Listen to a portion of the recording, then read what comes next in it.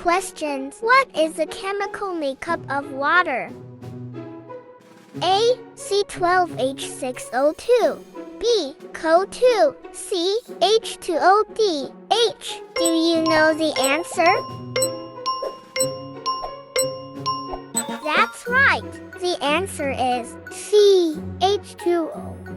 Water is a very important liquid that we all need to live. Its chemical makeup is H2O, which means it has two hydrogen atoms H and one oxygen atom O joined together.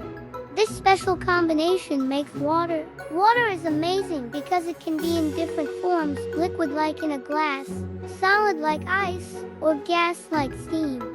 It's found everywhere on Earth, in oceans, rivers, lakes, and even in the air as moisture. Plus, it's a big part of our bodies too. Thanks for watching. Remember to give us a like, share, and subscribe this channel.